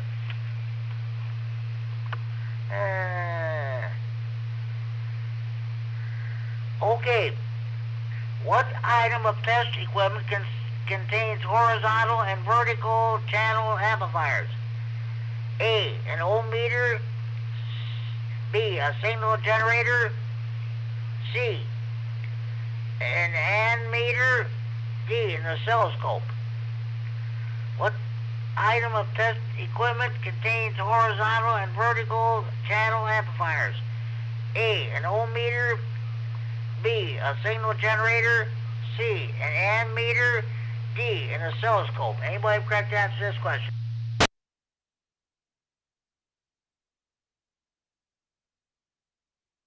Oscilloscope K0SDZ. You are correct, Bill. You are correct. What item of test equipment contains horizontal and vertical channel amplifiers? The correct answer is D delta and a oscilloscope. And the explanation is so long, I'm not even going to bother to read it. So we're going to move on. All right. Which of the following can be measured with an antenna analyzer? A. Front to back ratio of an antenna. B. Power output from a transmitter. C. Impedance of coaxial cable. D. Gain of a directional antenna. Which of the following can be measured with an antenna analyzer? A. Front to back ratio of an antenna. B. Power output from a transmitter. C. Impedance of coaxial cable. D. Gain of a directional antenna. Anybody have correct answer to this question? C. Come on, repeat this. Say again, please. This is KD9YBG. I just think it was C. You are correct, Dale. You are correct. Which of the following can be measured with an antenna analyzer? The correct answer is D. C. Charlie. Impedance of coaxial cable. An antenna analyzer's manual will show how to make many useful measurements, such as feed line characteristics, impedance, velocity of propagation, electrical length, and so on. These are very flexible test instruments. General Class License Manual, page 4-43. Do we have any more stations who would like to check the Friday Night Fun at this time? Please call now. This is KB9ZDD, Mike out by Davis. KB9ZDD. Good evening, Mike. What's going on with you? Oh, nothing terribly exciting. Just got back from town finally. Ended up in there a lot longer than we expected. And I got home. Charlie said that she wanted to listen. So far, she hasn't wanted to answer anything, but she is listening. Okay, well, sounds good. Sounds good. Did you get any damage or anything out at your QTH from last Friday? Well, the good news is all my antennas and radio equipment is fine. The bad news is we did get a fair amount of damage. We're probably looking at some new roofs on the buildings. We're definitely looking at some new gutters, downspouts, had some windows damaged. So yeah, there'll be a bit of repair, but you know, we'll get through her one way or another. Okay, sounds good, Mike. Hey, I'm asking a question tonight.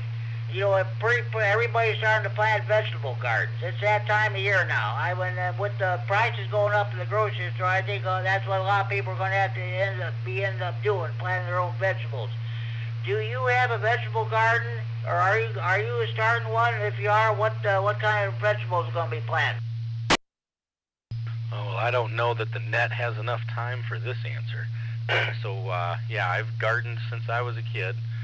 Every year out here, we put in 6 beds. Each bed is 3 feet or 4 feet wide, depending on the bed, and 50 feet long. So we put in all kinds of stuff: tomatoes, peppers, onions. I got garlic that's up already. We have sunflowers. We have beans and peas and radishes, and basically anything that you can or preserve, we'll grow it. And hopefully we have a good year. That's good. I hope you do too. I hope the rain stays away and all that kind of stuff there too. Oh, okay, Mike. Hey, thanks for checking in. And do we have any more stations like to check in? Please call now. KE9 COB, Mark.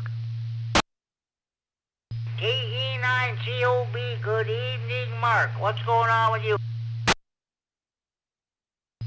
Same stuff, different day. Just going out for breakfast, lunch, dinner, stuff like that. Had nice conversation with my friends. Played radio some. Nothing special. Enjoyed the day, especially the weather. Back to you. Okay, sounds good. I was asking a question, Mark. I'm assuming you do not have plant vegetables. You don't have a vegetable garden. But I was asking everybody if they're planning on starting one, if they had a vegetable garden, what kind of vegetables you're going to be planting this year. No, Jimmy, I don't plant anything except flowers occasionally around the house. That's about it. KE9 COB, back to you. Oh, okay. Well, sounds good there,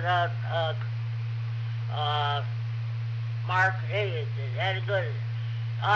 You probably went to that GMRS of no. You went to that other breakfast. You didn't go to the Rah breakfast center. No, sir. I did not attend the Rah breakfast. Okay, sounds good. Okay. Hey, thanks for checking in, Mark. I want to see if we got any more check-ins, then we'll resume the trivia segment. Any more stations wishing to check in the Friday Night Fun Net this time, please call now.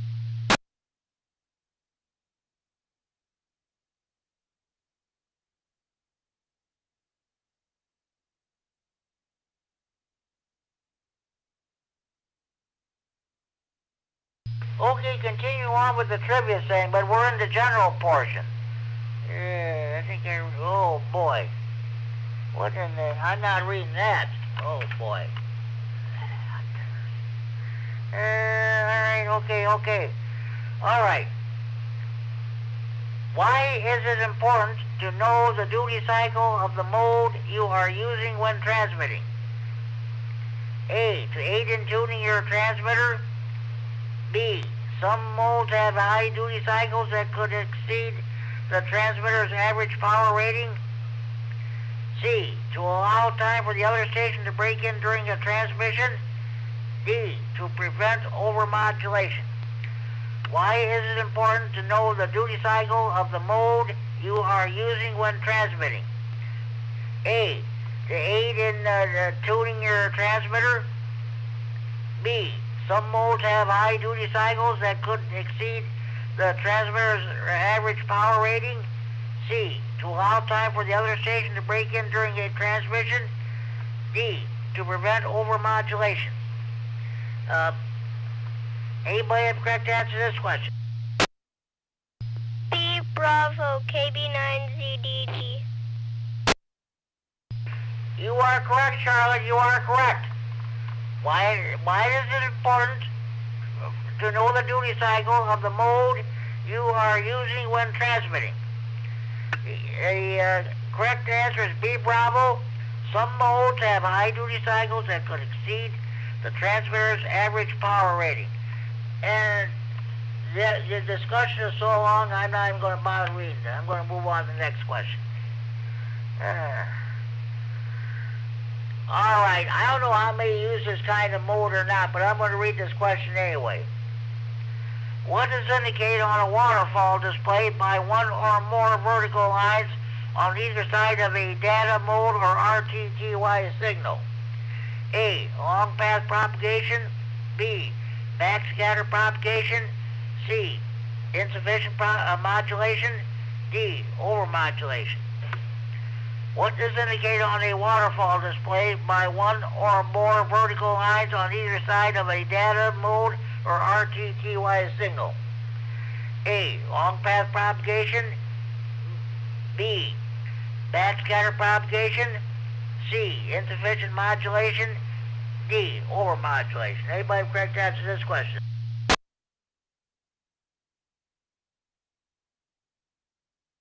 D Delta KB9CDD. You are correct, Charlotte. You are correct. What is indicated on a waterfall displayed by one or more vertical lines on either side of a data mode or RTTY signal? Correct answer is D Delta, overmodulation. Nah, it's rather lengthy. I'm not going to read that one either. All right. Stand by. Let's see if we can get more stations, more check-ins. Any more stations wishing to check the Friday Night Fun Net? Please call on. And KZT, Larry, short time. K9 KZT, good evening, Larry, the king of CW. Okay, Larry, I know you're short time, but I'm asking a question. I'm asking everybody if you're having a vegetable garden this year, what kind of vegetables you're going to be planting. I'll tell you, I have a hunch that this subdivision where I am now was once used as a garbage dump. And so I don't plant anything to eat here. I do plant flowers, and I just tried some tulips, and unfortunately the frost got them. But I keep trying. Back to you, K9KZT. Okay, sounds good. Well, like I said, I was more interested about vegetables. I put tomatoes, potatoes, onions, or whatever. But okay, sounds good. I won't hold you. Thanks for checking in, Larry, K9KZT. 73, Jim. K9KZT out. We'll catch you on the Saturday Evening Radio Net tomorrow evening. Okay, let's continue on with any more station which to check in. Please go now.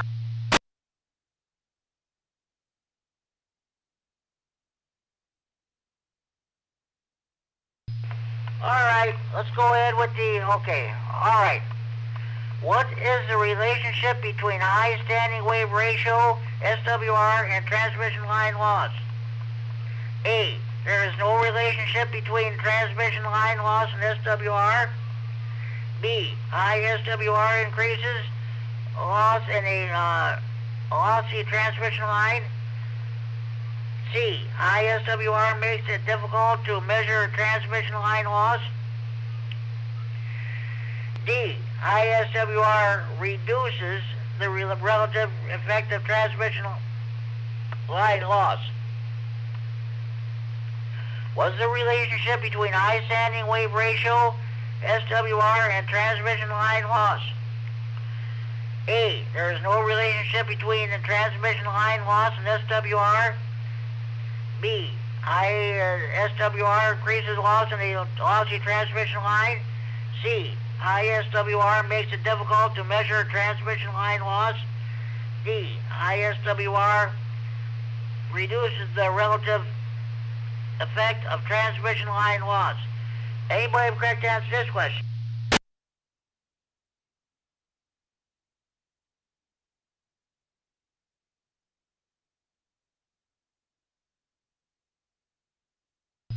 Okay, what is the relationship between high standing wave ratio, SWR, and transmission line loss? The correct answer is B, Bravo. High SWR increases loss in a lossy transmission line. As SWR increases, more power is reflected by the load. That reflected power must travel through the line and on each round trip. Some of it is dissipated as heat due to feed line loss. Thus, increasing SWR in the feed line also increases the total loss in the line. General Class License Manual, page 7-19.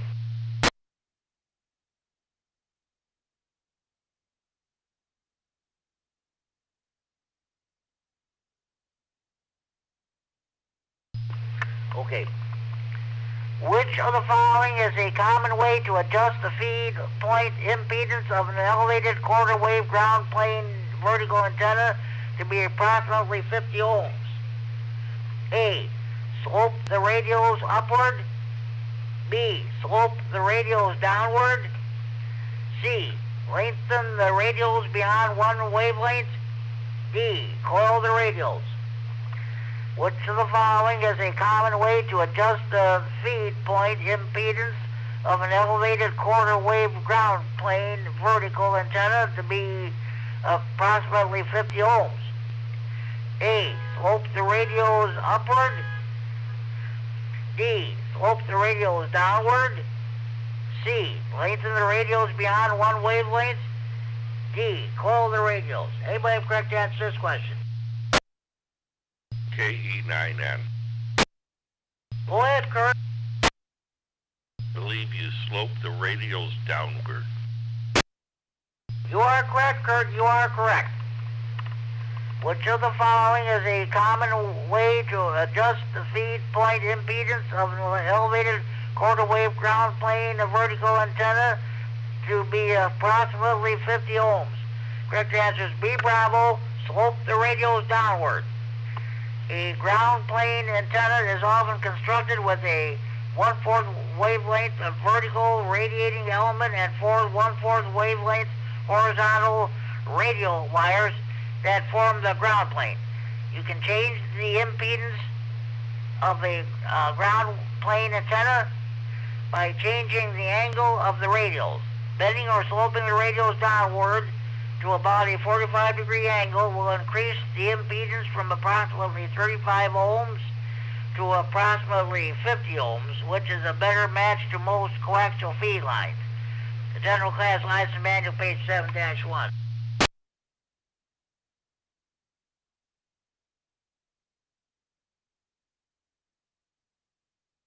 Okay, I think we'll probably read a couple more questions. I think that'll do it. Let's see what happens. Okay, let's see. Hold on. Let's find what we're looking for. Alright.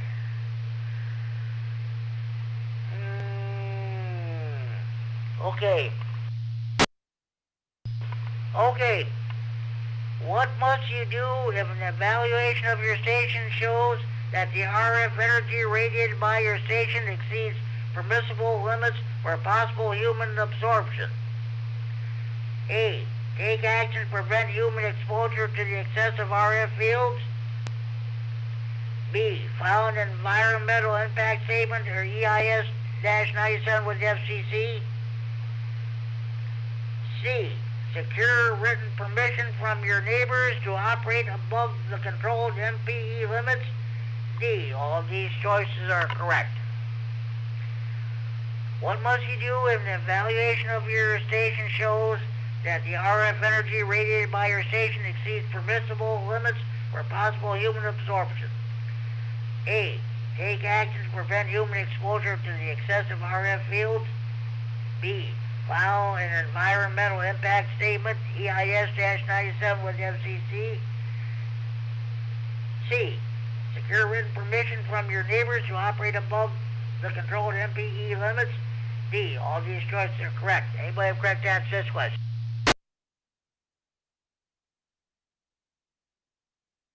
KE9N. Go ahead, Kurt. I'm going to say A is an alpha. You are correct, Kurt. You are correct. What must you do if an evaluation of your station shows that the RF energy radiated by your station exceeds permissible limits for possible human absorption? Correct answer is A, alpha. Take action to prevent human exposure to the excessive RF field. Some of the things you can do to prevent human exposure to excessive RF radiation are to move your antennas further away, restrict access to the areas where exposure may exceed the limits, or reduce power to reduce the field strength in those areas. 97.13 is C2 and 1.13.1307B, General Class License Manual, page 9-9. Okay. Last question of the evening. One moment, please.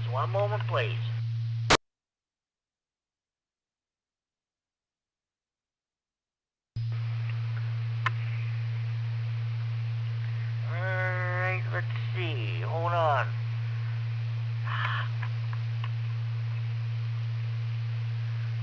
Okay, hold on.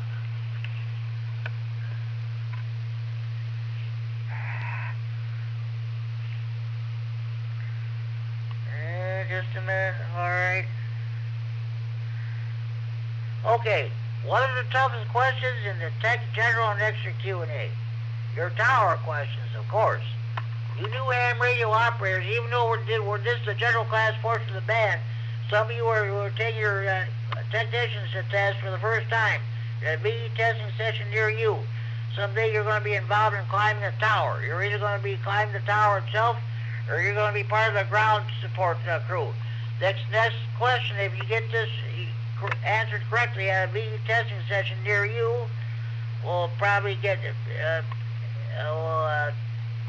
pay way for getting your ticket for your license. Here we go. Which of these choices should be observed when climbing a tower using a safety harness? A. Always hold on to the tower with one hand. B. Confirm that the harness is rated for the weight of the climber and that it is within its allowable service life. C. Ensure that all heavy tools are securely fastened to the harness. D. All of these choices are correct.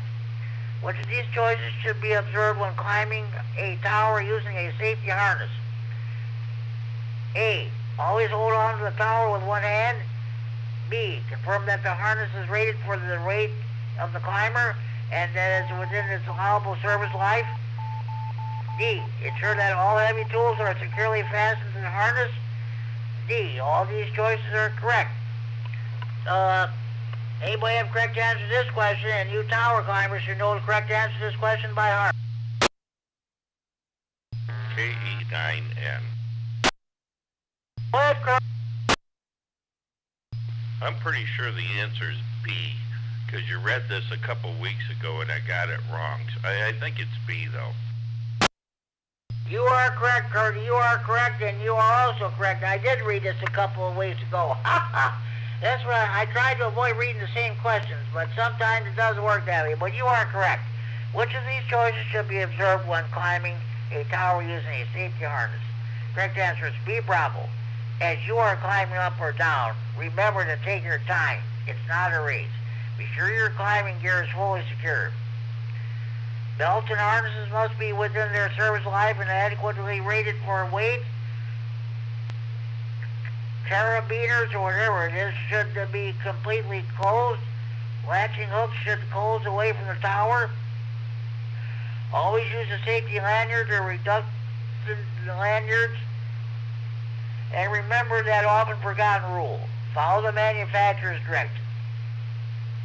General Class License Manual, page 9-14. Okay. That concludes Friday Night Fun Net February for this week. We'll do it again next week at this same time. Are there any more stations who wish to check the Friday Night Fun Net? Please go now.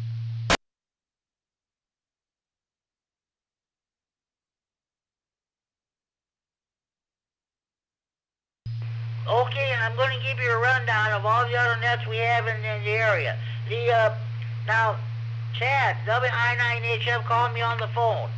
He wanted to pass, I'm going to pass word along to you what he told me. You will not be receiving the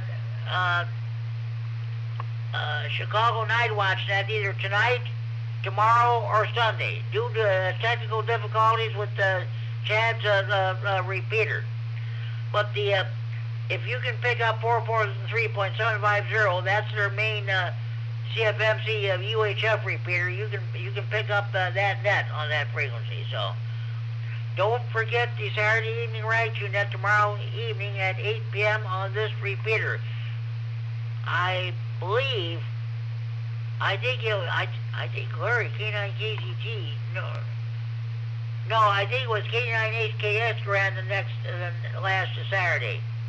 So, no, just a minute. Wait just a minute. What am I saying? There was no Saturday evening ride tune net last night because I did the Friday night fun net on this repeater last Saturday. What in the hell am I thinking here?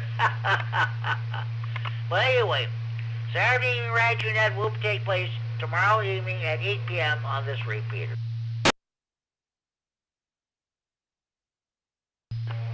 Oh boy. Okay. The Big Thunder Amp Radio Club net meets every Sunday evening at 7 p.m. on the 147.375 repeater in Belvedere.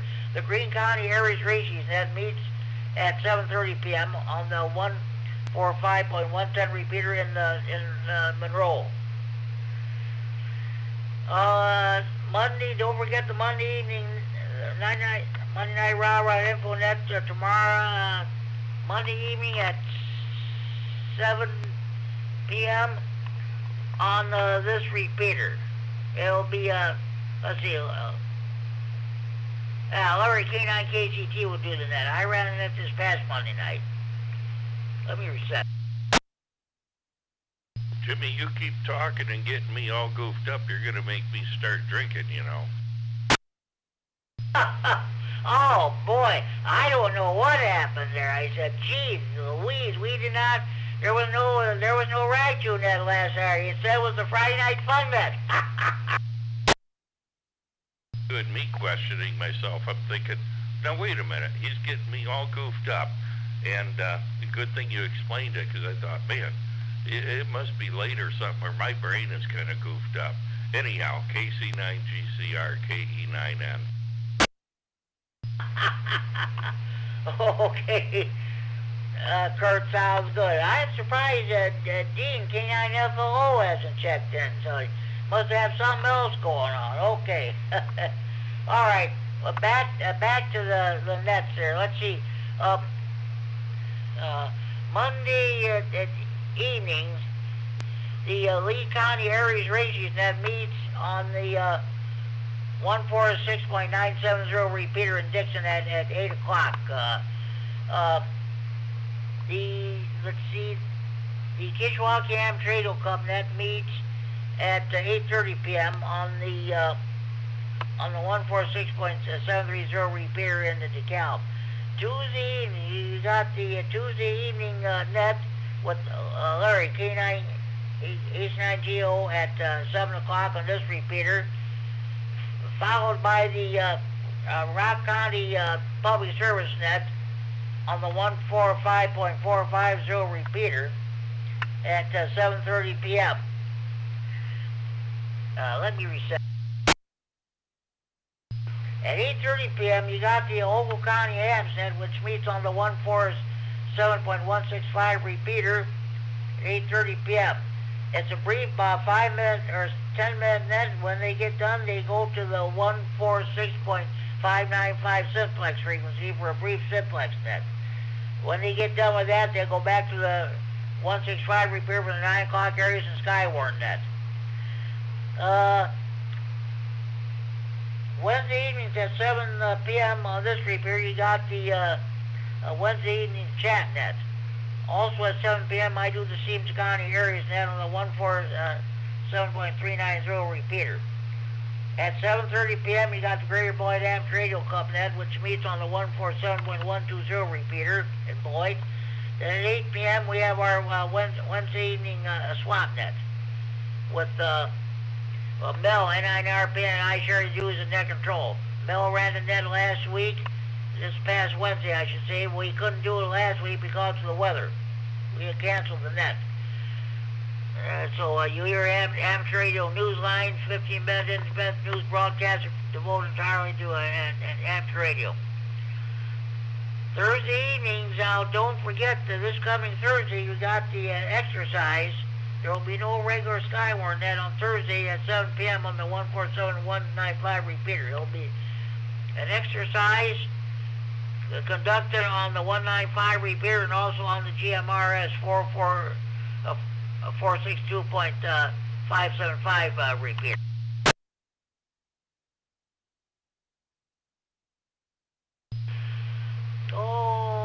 Okay.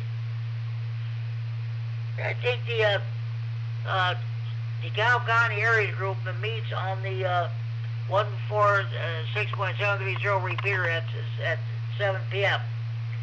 So then don't forget the on HF you got the senile net, which meets from 1400 to 1500 hours Zulu or 8 a.m. to 9 a.m. local time on 14.287 megahertz with Chuck. WD9BB is your net control operator. Okay, you're all caught up to date in your local nets. Support your local net control operators, your local nets, your local repeaters. If you're a member of any ham radio club, by all means support your local club. Okay, now, do we have any more stations that like to check in the Friday Night Fun net this time? Please call now.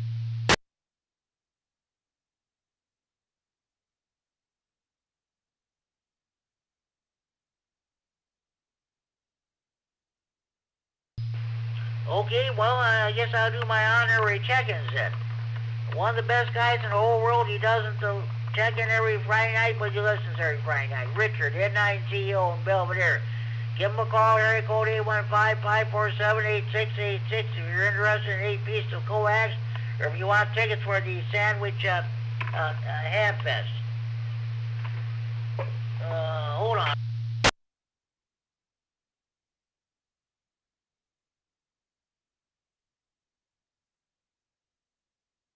Then, cut down Justin. K9FEO. Justin, HC Hunter, checking. AC9JZ. Mike, HC Hunter, checking. Okay. TD9CNS. HC Hunter, check-in. Okay.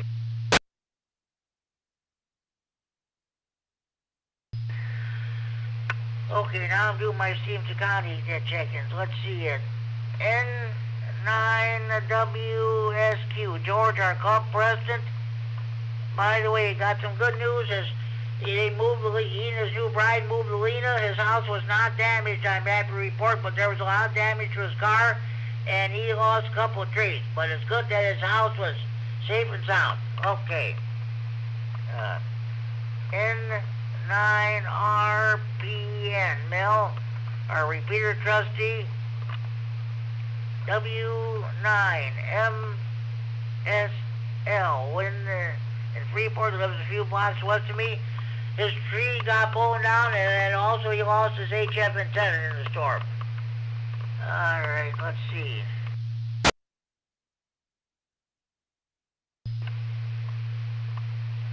ED9 OVJ, John and McConnell. I forgot to give him a call, find out how he survived the storm. I should do that. Okay.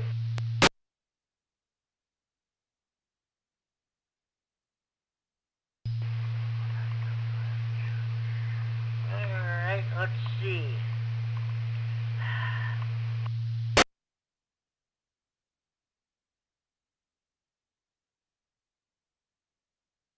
Oh goodness, you know what? I gotta check in chat. Oh boy. Let me check this call. That WI9HF, I gotta check it. WI9HF. Chad in Janesville. I'm going to be getting a new weather radio from him. He's going to be shipped by UPS. Should get her on Wednesday. I'll be able to monitor the Janesville weather station. That way I'll know what's going on in southern Wisconsin. Got two other weather radios. One's tuned to our local Freeport station. The other one's tuned to the Rockford station. Now, when I get my other one next week, it'll be tuned to Janesville station. Okay. Any more stations wishing to check in the Friday Night Fun Net, please go on.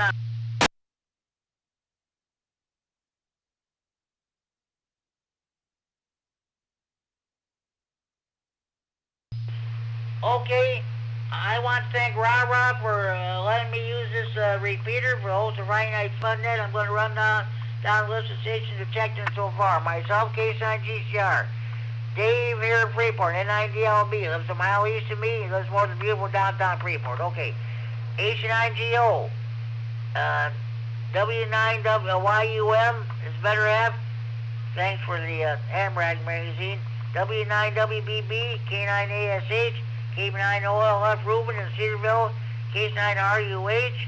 Yeah, Joe said he was going to come back there. So. A9VU Mike in Janesville, a blast from the past, I haven't heard it in a while. K9N Kurt, K9YBG Dale, K9RGG Norman Orfordville, K9QPL Paul, K9 OTC Ed, K0SDZ, K0 San Diego Zoo Bill, K9YI Scott Monroe, K9ZDD Mike from rural Davis, Illinois. Thanks to his daughter Charlotte for participating in the trivia questions. That was great. K9COB Martin in the Loves Park. K9KZT Larry, King of CW. Now to my honorary check-ins. N9GO, K9FEO, HC9JZ, K9CNS. I screwed up that call. KE9CNS. N9W honorary check-ins. N9WSQ, N9RPN, W9MSL, K9OBJ, WI9HF. Let's see. I got a total of one early bird check-in. Let me reset. Okay, got a total of 1, 2, 3, 4, 5, 6, 7, 8, 9, 10, 11, 12, 13, 14, 15, 16, 17, 18. 18 on-air check-ins. 1, 2, 3, 4, 5, 6, 7, 8, 9. 9 honorary check-ins. 1 early check-in. This is not final. I may add some more check-ins after I close down with the net. So, total of 28 check-ins overall. Good turnout tonight. Any more stations with your check-in? Please go on.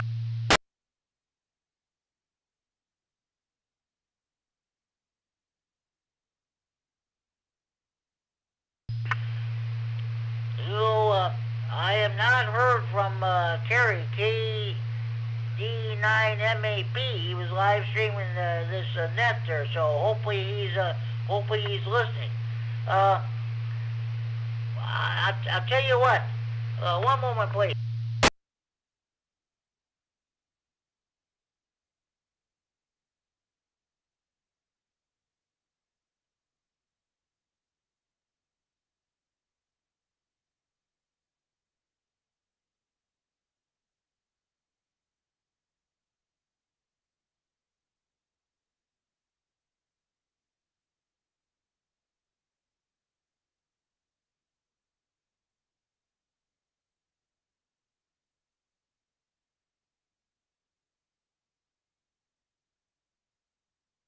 Okay, be sure you tell your mothers, your fathers, your sons and daughters, your brothers and sisters, and aunts and uncles, your nieces, your nephews, your grandparents, your in-laws, your neighbors, across the street, down the street, next door. Be sure you tell your butcher, your baker, your candlestick maker. Be sure you tell the clerk behind the checkout counter in your grocery store. Be sure to tell the clerk behind the checkout counter at your convenience store. Be sure you tell your waiters, your waitresses, your bartenders at your friendly neighborhood bars, restaurants, taverns, or pubs. Be sure you tell the clerk behind the counter at your local post office when you mail your letters, pick up your mail, or buy stamps. Be sure you tell your bank cashier, your bank teller at your local bank when you go to cash a check or withdraw money in the bank. if you intend to rob the bank, you better not say boo, or you'll get caught. Be sure you tell your priests or ministers or rabbis or mullahs or ayatollahs or your imams. Be sure you tell the members of your local PTA or PTO. Be sure you tell your used car dealer, your new car dealer, your garage mechanic. Be sure you tell your boyfriends, your girlfriends, your ex-boyfriends, your ex-girlfriends, your husbands, wives, your ex-husbands, your ex-wives, your ex-wives. Of course, your old ladies about Friday Night Fun Net. More check-ins are better than that. Make sure you have valid FCC license before you check in. This is KSON-G Stars Friday Night Fun Net on the W9AXC repeater in Rockford, transmitting for Friday Night Fun Net Central. We're in Freeport. It is now 10 p.m. curfew time. Parents, you know where your children are at.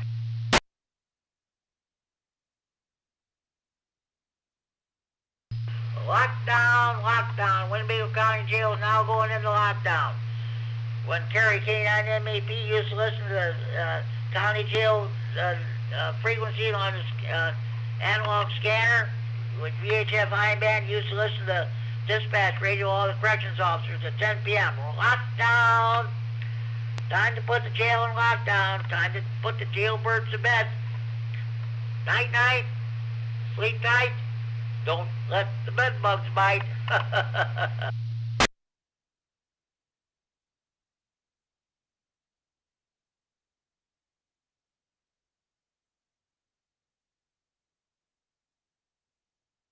'73. This is K0SDZ. Still in confinement here at the Youth Crisis Center, and it's somebody else's fault. We'll catch you next week. K0SDZ. 7-3, Bill. Thank you for checking in as always. You have a good night, a good day tomorrow. We'll talk to you down the long. KSON-G Shark. Good night. Hey, Jim. Okay, this is the last call for any stations who want to check the Friday Night Fun Net from anywhere in the region. Look out traffic, please call KSON-G Shark. Last call for Ratchet Jaw.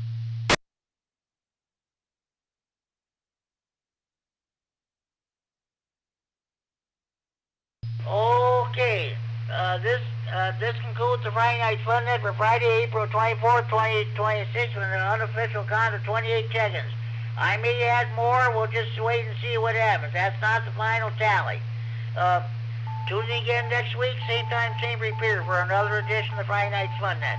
Until then, this is Jim, KSON-G Shark, now closing down this Friday, April 24th, 2026 edition of the Friday Night Fun Net. And return the repeater of the frequency normal amp radio use at 9:03 p.m. Central Standard Time, 10:03 p.m. Central Daylight Time, 3 hours, 3 minutes Zulu Time. 730, but this is KSON-G Shark. 730 to all, and to all a good night.